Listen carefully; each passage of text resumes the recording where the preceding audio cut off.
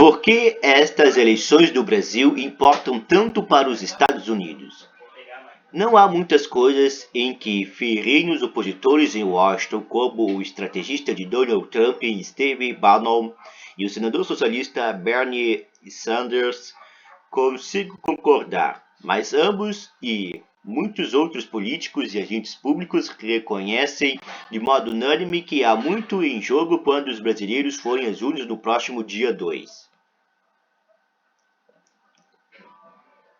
Esta será uma das eleições mais intensas e dramáticas do século XXI, afirmou Steve Bannon à BBC News Brasil. O destino da democracia do Brasil e de sua relação com os Estados Unidos será decidido nas próximas eleições, declarou o senador Patrick Leahy, um dos 5 senadores aliados de Sanders, a propor no Congresso do país uma resolução para apoiar as instituições democráticas brasileiras.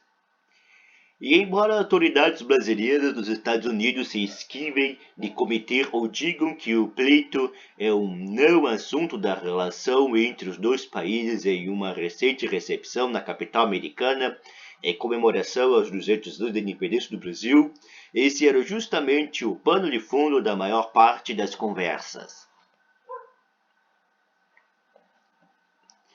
No espelho.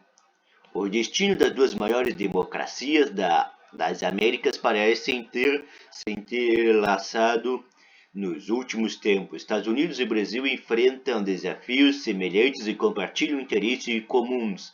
Ambos lideram o ranking de países com maior número absoluto de mortes por Covid-19 e enfrentam níveis de inflação acima de 8%. Os dois países também produzem commodities semelhantes e por isso competem nos mercados internacionais, enquanto o Brasil é o maior produtor de soja e laranja, seguido pelos Estados Unidos, respectivamente, nas segunda e quarta posições. Os americanos estão à frente da produção de milho, carne bovina, peru e frango, com o Brasil em segundo ou terceiro. Mas enquanto compete com o Brasil, os Estados Unidos vem país se tornar o principal destino de investimento da China em 2021, um golpe considerável para os americanos, a zona de influência mais óbvia, a América Latina, na disputa com áreas de Guerra Fria entre Washington e Pequim. Por tudo isso, era de se esperar que o interesse sobre quem deve comandar o Brasil do ano que vem fosse alto. As novidades, no entanto, está na quantidade de manifestações públicas sobre o assunto de altos funcionários ou representantes dos Estados Unidos meses antes da votação. Há um interesse maior, e isso deve-se à ameaça de ruptura democrática, diz Carlos Gustavo Poggio, especialista em relações Brasil-Estados Unidos e professor do Berea College do Kentucky.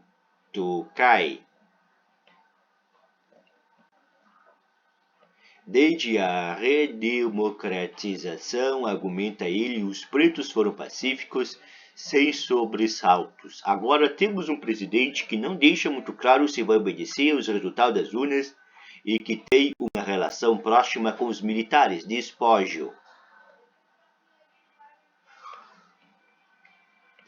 Desde que venceu a eleição em 2018, Bolsonaro tem repetido acusações de fraude eleitoral sem nenhuma evidência. O Brasil tem urnas eletrônicas desde 1996 e nenhuma fraude sistemática foi registrada até hoje. Durante uma recente visita ao Reino Unido para assistir ao funeral da Rainha Elizabeth, Bolsonaro disse que se receber menos de 60% dos votos aconteceu algo de anormal no TSE. O Tribunal Superior Eleitoral. Nas pesquisas de intenção de voto, no entanto, ele nunca ultrapassou 35% e está a cerca de 10 pontos percentuais atrás de Lula. Embora tenha dito pontualmente que se perder vai passar a faixa e se recolher, Bolsonaro lançou sistematicamente suspeita ao processo eleitoral, mesmo tendo admitido não ter provas do que diz, e sobre sua própria reação diante dos resultados. Para muitas autoridades americanas, seus posicionamentos ecoa o de Donald Trump, que lançou falsas alegações de fraude sobre a democracia americana antes e depois de sua derrota para Joe Biden. Brasil e Estados Unidos são espelho um do outro, diz o ex-vice-secretário dos Estados Unidos, Thomas Shannon, que também atuou como embaixador dos Estados Unidos no Brasil no início dos anos de 2010. O que acontece com uma dessas duas democracias acontece com a outra, ele completa. Em um discurso recente à nação, Biden foi claro ao dizer que acreditava que o movimento de Trump, o MAGA, Make America Great Again, ou Torne a América Grande de Novo na tradução para o português, era uma ameaça à democracia. Há quem veja o forte interesse dos Estados Unidos nessas eleições do Brasil uma forma de os americanos confrontarem seus próprios fantasmas de 6 de janeiro de 2021, quando os apoiadores de Trump invadiram o Capitólio dos Estados Unidos enquanto a vitória eleitoral de Biden estava sendo certificada. O saldo foi de 5 mortos e de cerca de cenas que trincaram a autoimagem do país. O historiador da Brown University, James Graham, que estuda Brasil há mais de 40 anos, diz que foi a primeira vez que ele viu o termo pejorativo República de Bananas, que pessoas nos Estados Unidos costumavam reservar aos vizinhos com processos políticos caóticos na América Latina, sendo aplicado por americanos ao seu próprio país. Em julho, diante de uma plateia americana, o então presidente do TSE, Edson Fachin, afirmou em Washington que o Brasil corria o risco não só de repetir o 6 de janeiro, mas de vivenciar algo ainda mais grave.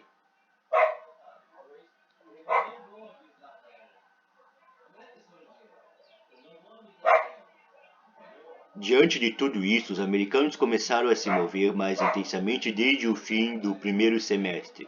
Em entrevista à BBC News Brasil, em maio, a subsecretaria de Estado para Assuntos Políticos, Victoria Nuland, afirmou que o que precisa acontecer no Brasil são eleições livres e justas, usando a estrutura institucional que serviram bem a vocês, brasileiros, no passado. Pouco antes, uma conversa entre o chefe da CIA, William Burns, e ministros de Bolsonaro foi vazado. No diálogo, Burns pedia ao presidente Bolsonaro que parasse de lançar dúvidas sobre as eleições. Bolsonaro negou que a conversa tivesse ocorrido. Os políticos também entraram em campo. O senador Lealen juntou-se a Bernie Sanders e outros 4 senadores democratas para apresentar uma resolução de apoio a instituições democráticas no Brasil, que recomenda, entre outras coisas, que os Estados Unidos reconheçam o vencedor do pleito brasileiro imediatamente após o anúncio do resultado pelo TSE, para desencorajar qualquer possibilidade de contestação. E na Câmara dos Representantes, os democratas tentaram e não conseguiram aprovar uma medida que suspenderia a ajuda militar ao Brasil se as Forças Armadas abandonassem sua neutralidade política. Às vezes a mensagem é formal, outras vezes é vazamento, mas tudo está tentando transmitir o pensamento de Washington, diz Nick Zimmerman, consultor no Brasil Institute e ex-assessor de política externa em Casa Branca no governo Barack Obama.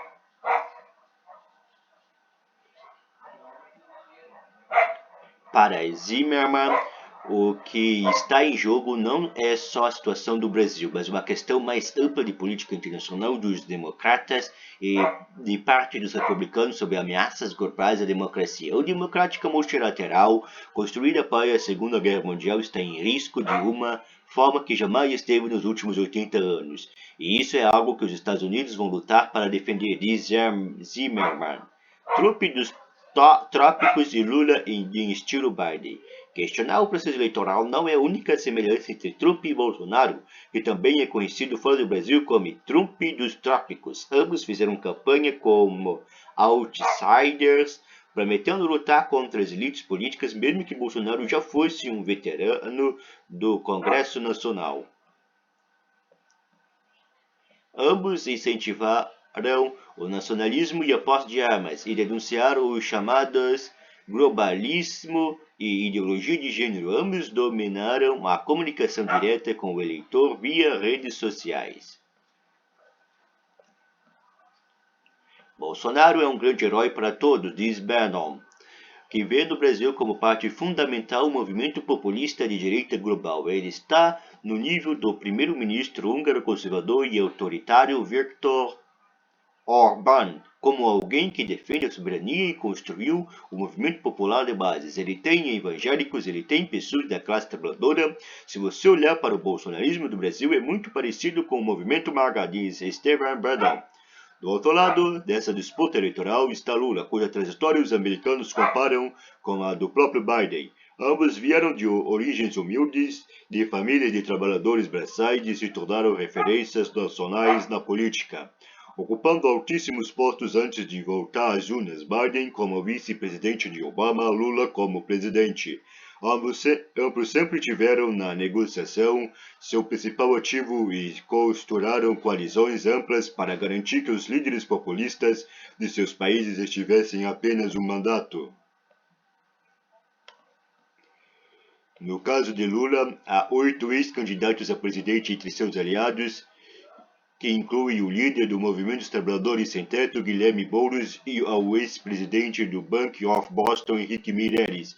Do lado americano, Biden foi capaz de unir desde o socialismo Bernie Sanders e alguns republicanos como o ex-secretário de Estado George Bush, Colin Powell, falecido em 2021, além de intrigantes semelhanças entre os dois principais candidatos lá e cá, da possibilidade de uma eleição contestada. A outra razão pela qual o Brasil está na agenda dos políticos americanos e europeus. Nos últimos anos, o Brasil acelerou o processo de desmatamento da Amazônia, a maior floresta tropical do mundo. O governo Bolsonaro reduziu o orçamento para conter a devastação do bioma. No ano passado, seu então ministro do Meio Ambiente, Ricardo Salles, foi investigado e acusado pelos Estados Unidos de estar envolvido no tráfico ilegal de madeira, o que ele nega. Ao mesmo tempo, o tema foi firmando como prioridade tanto o atual governo dos Estados Unidos como da Europa Ocidental. Agenda Verde e Esquerda. Para já não ficou claro ao mundo que decisões tomadas ao Palácio do Planalto vão impactar a vida de bilhões de pessoas do planeta. Durante sua campanha eleitoral de 2020, Biden sugeriu que os americanos liderassem a criação de um fundo internacional de bilhões de dólares que ajudaria o Brasil a pagar pela preservação da área florestal. Mas, no entanto, nunca saiu do papel. O principal motivo, segundo pessoas a par do assunto da arbitração, foi a falta de confiança de que o governo Bolsonaro cumpriria as metas firmadas. Bolsonaro afirmou que o Brasil é referente à preservação ambiental e que as políticas adotadas para a região são também uma questão de soberania nacional e desenvolvimento econômico. Lula tem falado muito sobre sua intenção de proteger a Amazônia e conseguir atrair o apoio de Marina Silva, ambientalista internacional e respeitada, e sua ex-ministra do Meio Ambiente por 5 anos. Marina, no entanto, deixou de ser ministra de Lula, denunciando falta de prioridade na agenda verde no segundo mandato do petista. Tanto Lula quanto o seu sucessor Dilma Rousseff levaram a cabo a construção de uma sede hidrelétrica no meio da Amazônia, o que causou sérios danos à floresta e sua população nativa.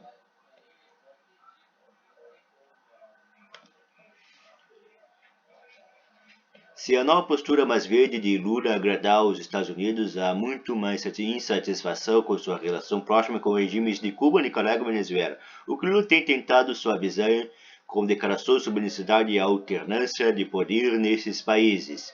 Lula também foi um grande defensor dos BRICS, blocos formados por Índia, Rússia, China, África do Sul, Brasil, que alguns viam como um desafio ao poder ocidental.